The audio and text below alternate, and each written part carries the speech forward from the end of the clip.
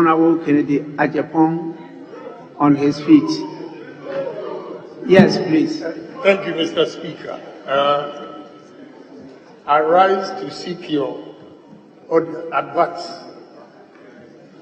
What my honorable sister said about his objection to the majority leader's description. I ask, Mr. Speaker, what should be the perfect description of my colleagues when they were screaming? Because honorable minority leader was deceiving the House, but we all kept quiet and listening to him. I challenge him to tell me today's rate, the exchange rate. It's not 15.3, but nobody. Again, the food inflation. The food inflation is not 48, but we didn't say anything. The moment he gets on his feet, everybody is screaming from the other side.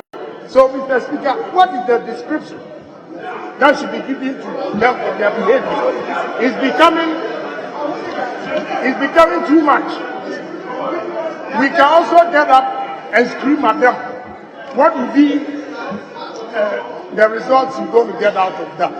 So, my honorable members, you all, with all due respect, you don't have the license to scream and think nobody has the license to respond.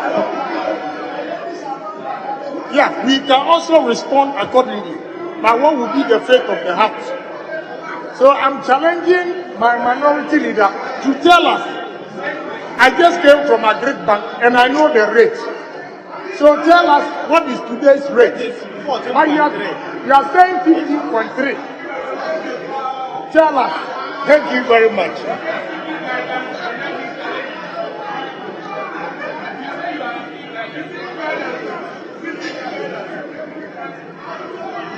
Well, yes, minority leader.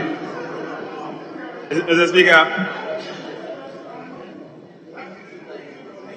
it's important for me to put this on record. Mr. Speaker, I check my facts anytime I speak. Mr. Speaker, I'm a man of numbers, and I don't joke with my numbers. Mr. Speaker, before I spoke, I sent a message to someone who operates a forex bureau. Mr. Speaker, and asked the rate at a forex bureau. Mr. Speaker, I have the evidence here. He said $1 is 15 cedis, 30 pesos. 15 pesos.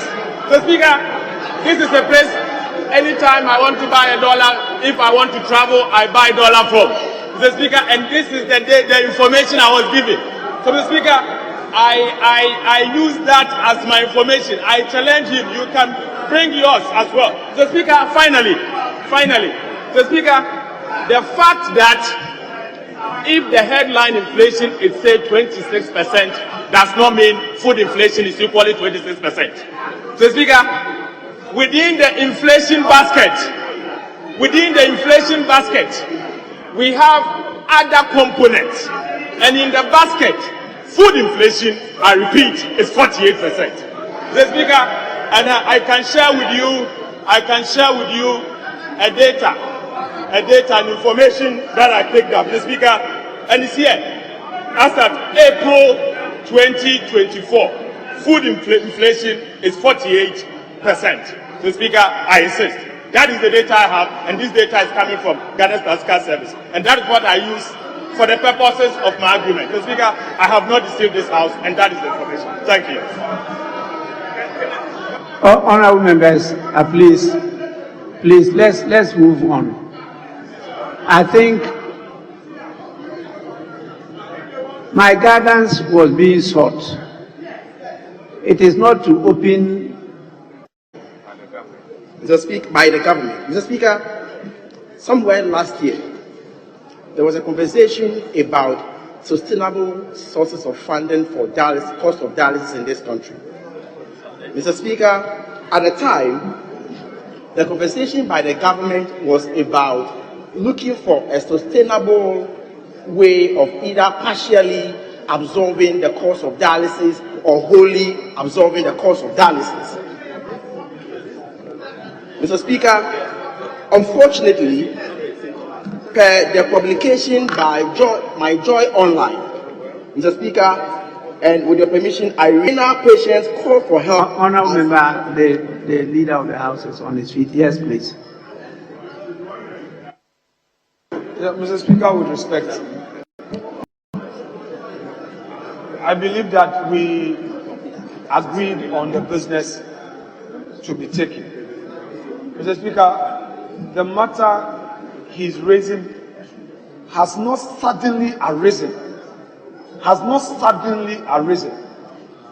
He knows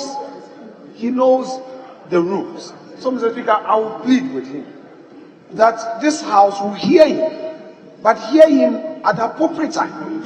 So, Mr. Speaker, kindly help us to proceed with the matters we agreed on, the subject matter of this recall. In fact, Mr. Speaker, the indications are that no such discussions, were ever held to even point to us that, Mr. Speaker, he has this very important statement to make. This statement is very unknown to us.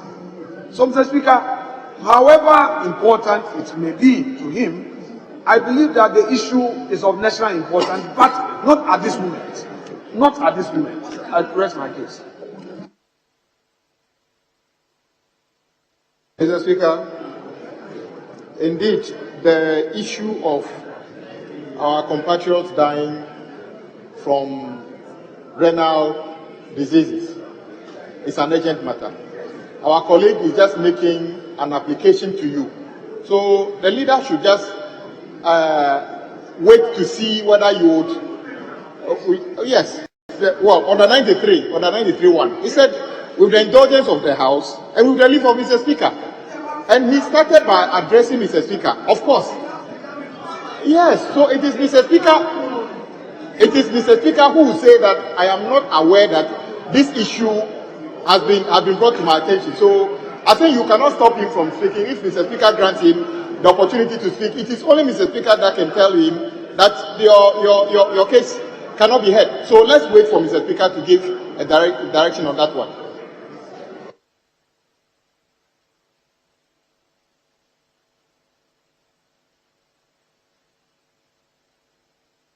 Yes, Leader. Speaker, the provisions in Order 93 are very clear. Mr. Speaker, I don't want to belabor. I will plead with my colleague. Please invoke the rules properly. We will listen to you, but not now. Mr. Speaker, we've agreed on the business for today. I thank you. Yes, Honourable Member. Mr. Speaker, this borders on the health of the people, the life of the people. Mr. Speaker, the announcement of the increase in the cost of dialysis was done just last Friday. We were on recess. Mr. Speaker, this is the first opportunity I am getting to bring the House's attention to that particular matter. Mr. Speaker, you have no idea the number of people who are going through this and cannot afford. Mr. Speaker, if this is not urgent, then I don't know what is urgent. Mr. Speaker, the number of people dying. If you are not able to afford dialysis, Mr. Speaker, the other option is that you are dying. And you say it's not important. I am surprised.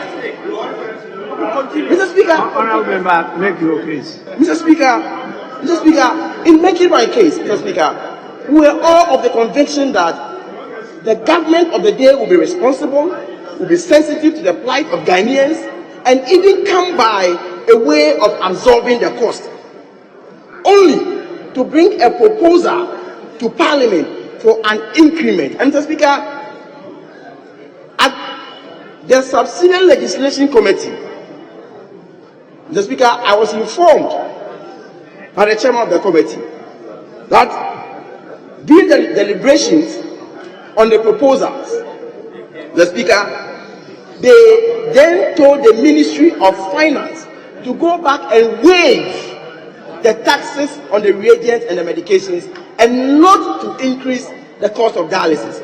The Speaker, here I see some kind of bad faith. The Speaker, at the meeting, the Ministry never raised whether they were not going to take on board the suggestions by the committee. Mr. Speaker, I am not oblivious of Article 11.7. Article 11.7, Mr. Speaker, with your permission.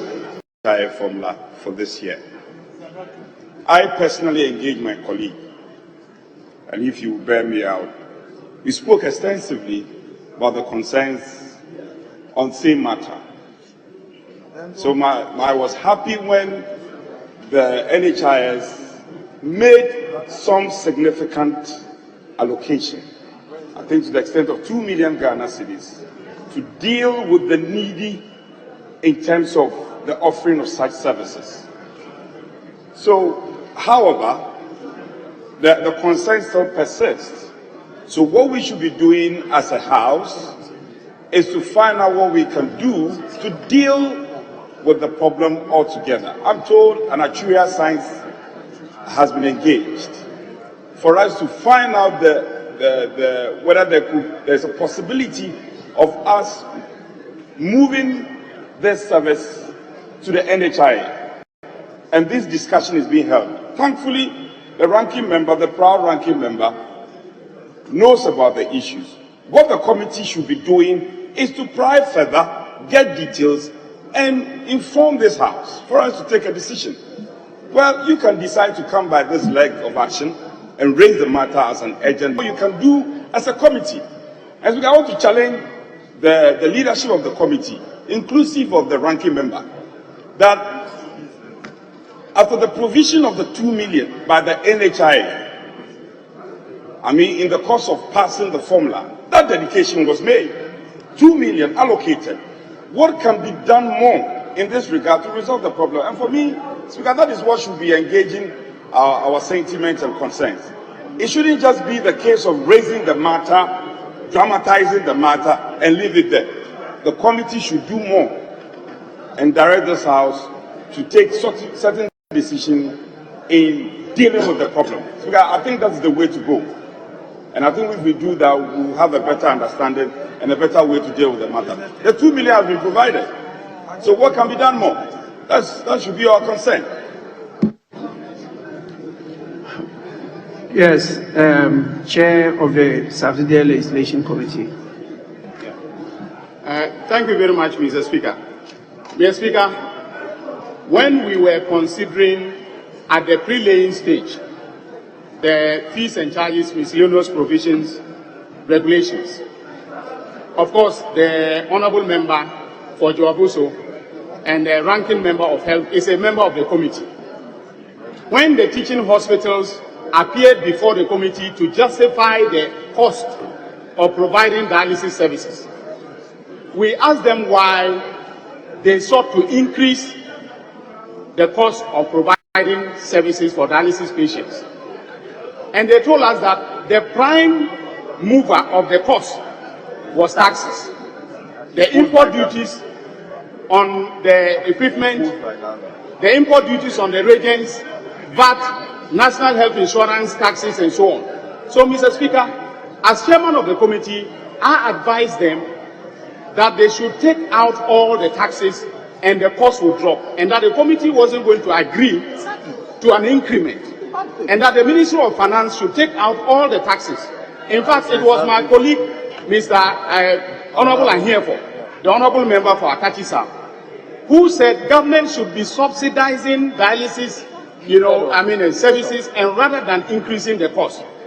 So, Mr. Speaker, when the instrument was laid, Mr. Speaker, this is the volume. Yes, and as chairman of the committee, Mr. Speaker, you can speak to my secretary. I diligently read every section of this document, and I was pointing out, and the Honorable Abinao said, is my witness, where the Assembly Press will print a document and bring to the Secretariat. And Mr. Speaker, I will look at it and say, no, this is not what the committee recommended. Sometimes they will reprint the old version and bring it. So as time was going on, Mr. Speaker, I told them that there were a lot of errors and time had run out on us. and therefore they should bring an addendum for us to correct the errors, including this issue of dialysis. I told the honourable member for Joaboso that this was where we were with the issue. There are a number of them, and the honourable Abina said they are preparing to bring the addendum to Parliament. So we correct those errors because Mr. Speaker knows that under Article 11(7) of the Constitution, we cannot touch anything, as the Supreme Court said, we can't change anything that has been laid. So that was the advice that I gave them, and the Minister of Finance has accepted that advice, and that is where we stand. So, Mr. Speaker, I thank you for the opportunity, but I am sure very, very, very soon the errors will be corrected. Honourable members, Minority Chief. Mr. Speaker, we thank you for granting the ranking on health the opportunity to make this very important statement. Mr. Speaker, we are told renal disease prevalence in our country is about 13%. And Mr. Speaker, sadly, majority of the people don't make it or survive it. It's a serious matter. My colleague is talking about the cost and sustainable ways of funding the treatment of patients. It's a simple thing. I think everybody in this house understands that we should get to a point where the country can do this. So it is not about them against us. It's about, as a house, what can we do to support government to have a situation where we can adequately take care of our compatriots who suffer this disease. It's not something that you can easily tell why anybody gets kidney disease. Mr. Speaker, we are told one of the easiest way you can get a kidney disease is to have hypertension. If we were to say we are taking the blood pressure of everybody in this chamber, I wonder how many people's blood pressure range in this house will be within the allowable range. So if you have high blood pressure, chances are that if it persists, you can get a kidney disease. So, Mr. Speaker, maybe what we should be asking for is for you to probably encourage the relevant committee to redouble our effort in whatever way we can to make sure that these increases that have come actually at the wrong time are reversed. As our colleague said, that it appears what they did at the subsidiary legislation committee is not what is reflected in the document that came out. Mr. Speaker, that is a very serious matter. So if it's an error in terms of increases of the dialysis in this country, then that must be reversed immediately. So, Mr. Speaker, we seek your direction. If we can ascertain that the increases were in error, then we can actually call upon the relevant authority to reverse those figures as quickly as possible, that whilst we think of how to fund the treatment of renal diseases sustainably in the country. Thank you.